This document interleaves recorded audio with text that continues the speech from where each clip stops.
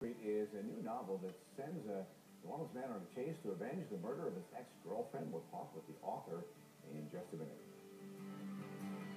It is at 8:44. There's a new book out. Well, a book came out about a year or so ago. It tells the story of a murder mystery set here in New Orleans. It's full of everything about New Orleans, corrupt politicians, a character named Coco Robichaux, and even the title of the book, Baronne Street, all about New Orleans. Joining us with more on that, the author of the book, Kent Westmoreland. And I was saying when we were off camera, I said, this is a fairly racy book. This is your first book, isn't it? Yes, it's my first novel, though I do have several short stories with the same protagonist. So I look at you. You seem kind of a moderate kind of guy. Where did all this stuff come from? Well, Eric, as much as I hate to admit, I know shady characters all over town. Do you really? We don't want to talk about that, though. And then one of the main characters is Coco Robichaux. Talking, I said, I knew Coco Robichaux as just a great musician in New Orleans who died a year ago, but Coco Robichaux has the name actually has history. That's correct. John Arsenault was actually the name of the musician. He chose the name Coco Robichaux, and I suspect he chose the same source as I did. Coco Robichaux was an old Cajun legend from the 19th century. She was a naughty little girl who disappeared. Some people say she was taken by bad people. Some people say she was taken by a werewolf. And so when Cajun children would misbehave, they would say, if you're not careful, what's going to happen to you is what happened to Coco Robichaux. And when I started writing this novel, my character, the female lead, the victim, what happened to her was she got involved in some corrupt politics and was murdered as a cover-up.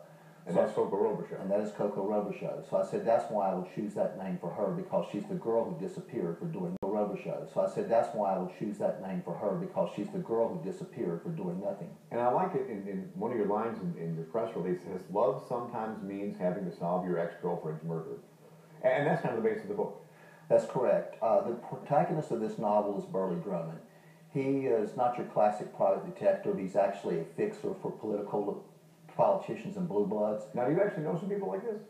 I know people who perform these kind of services. I know people.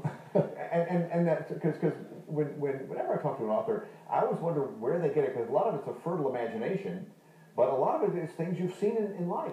You're exactly correct. I took a lot of the types of characters I've known in my life and extrapolated them, actually sort of just taking it to the next level. But I do know people similar to everyone in the novel. This is a great place to set a murder mystery. I think so. I mean, there's so much going on here. We have the seedy reputation. We have corrupt politicians. We have all the characters running around town. It's a great city. And when you started writing this, I mean, were you trying to go for something that would be a little more racy? Because, you know, they say sex sells. Well, there were two things I was trying. Or is that just part of the plot? Well, there were both. There's a little bit of both. There were two things I was trying to do when I started this novel. I wanted to take the traditional detective format pioneered by Raymond Chandler and Dashiell Hammond and update it using a younger, more hip protagonist. And I wanted to incorporate New Orleans as a character by taking all those quirks and eccentricities that we love and sometimes hate about the city. And you'd love to see it because there's so many movies being made. I mean, it does seem like a great story for a movie. Well, I did meet with a movie producer about it. Really? And that was exciting. Of course, he said, I'd like to help you, son, but you need a screenplay first. So I have been working on the screenplay. Oh, very good. All right. And the book is on sale where? It's on sale. Basically, you can get it at any bookstore in town. It's also available on Amazon.com. It's available in both trade paperback and Kindle formats. The Kindle format has been the most successful for me. Okay, very good. And this is your first novel, and you've got more to come, I assume. I hope so. All right. Anyway, if you want to buy Baronne Street, it's a great little read. You can go to Amazon.com, as Kent just mentioned. It's there or at bookstores, and it really is a quick read. So, all right, Kent, thank you for coming in. Wish you the best in the book. Thank you, Eric. Now over to Sally Ann. Thank you very much.